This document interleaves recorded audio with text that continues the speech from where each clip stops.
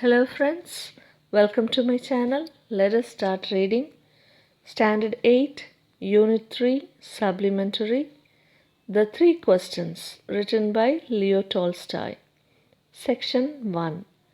There was a king who had three questions in his mind that if he always knew the right time to begin everything, if he knew who were the right people to listen to, and whom to avoid, and above all, if he always knew what was the most important thing to do, he would never fail in anything he might undertake.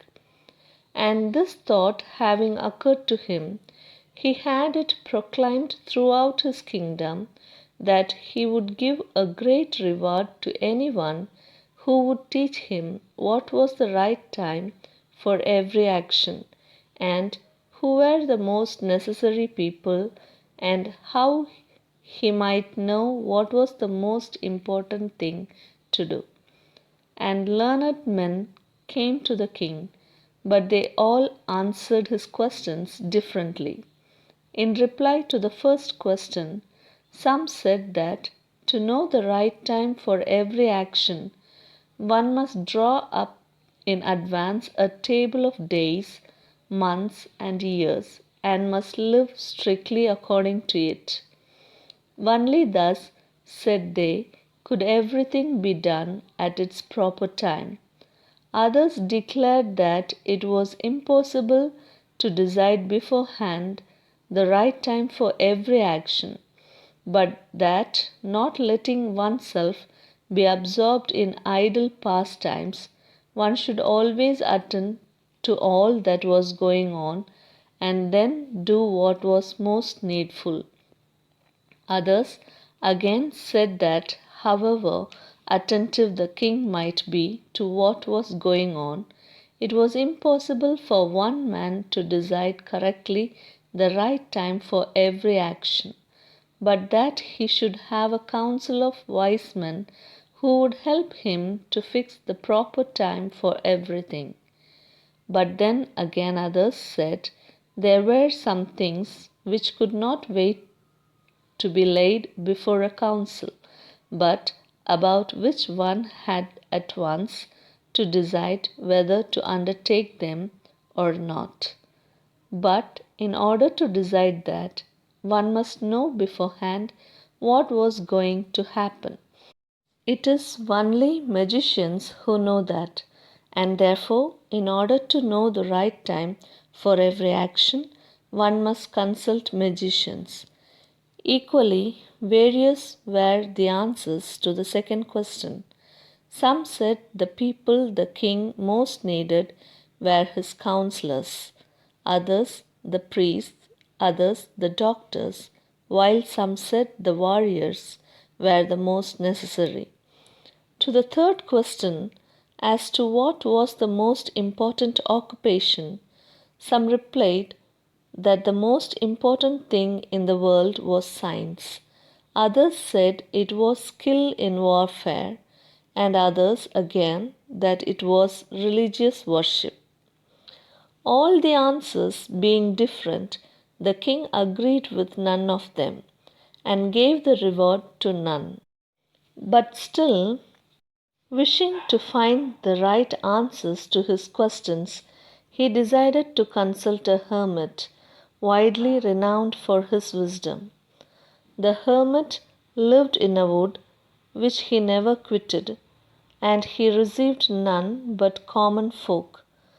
So the king put on simple clothes and, before reaching the hermit's cell, dismounted from his horse. Leaving his bodyguard behind, he went on alone. When the king approached, the hermit was digging the ground in front of his hut. Seeing the king, he greeted him and went on digging.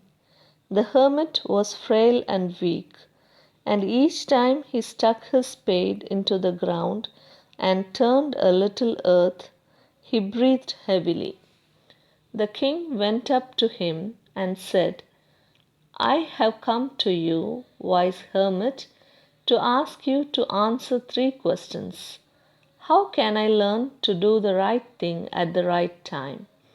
Who are the people I most need, and to whom should I therefore pay more attention than to the rest? And what are the most important and need my first attention? The hermit listened to the king, but answered nothing. He just spat on his hand and recommenced digging. You are tired, said the king. Let me take the spade and work a while for you. Thanks, said the hermit, and giving the spade to the king, he sat down on the ground. When he had dug 2 beds, the king stopped and repeated his questions.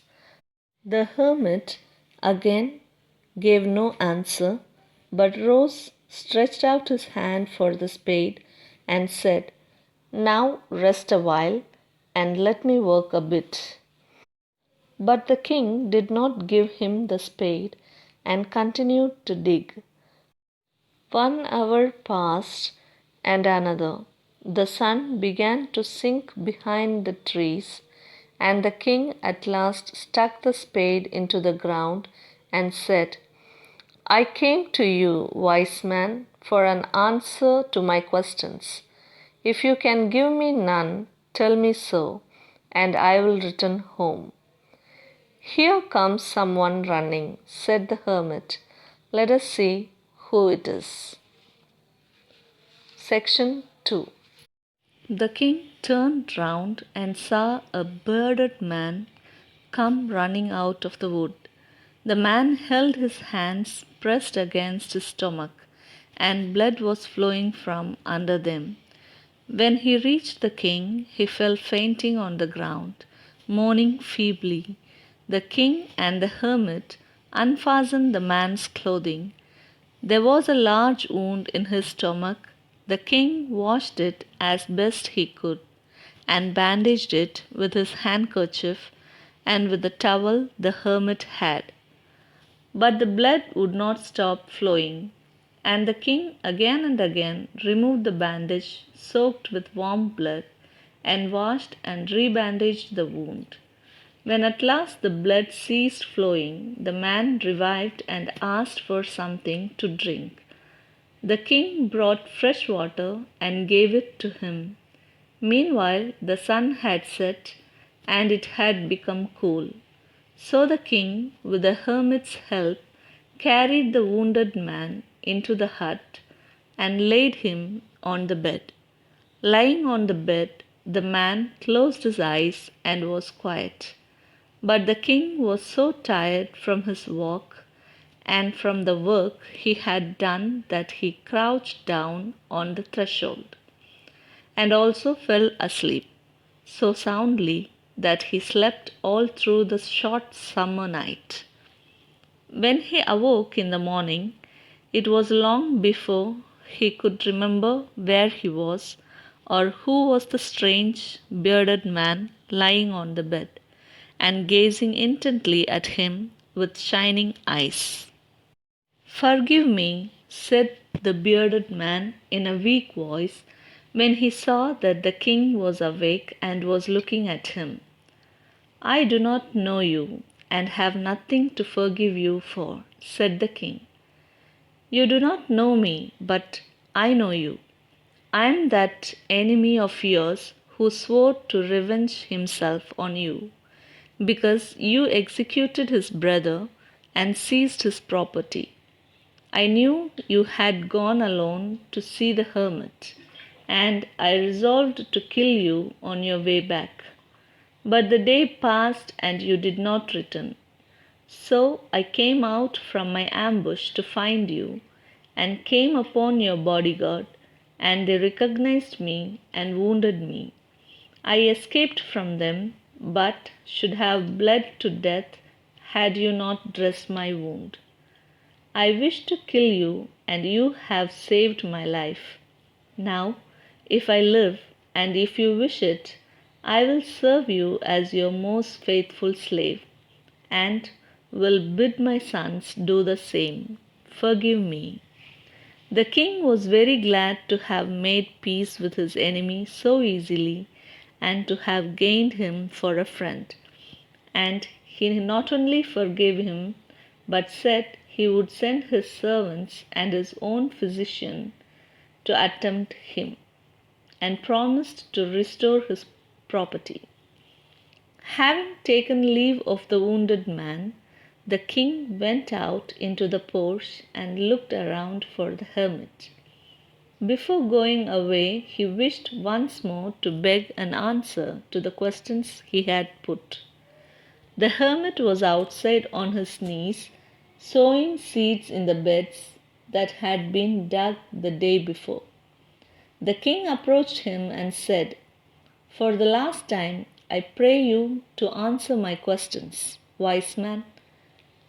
"You have already been answered," said the hermit, still crouching on his thin legs and looking up at the king, who stood before him.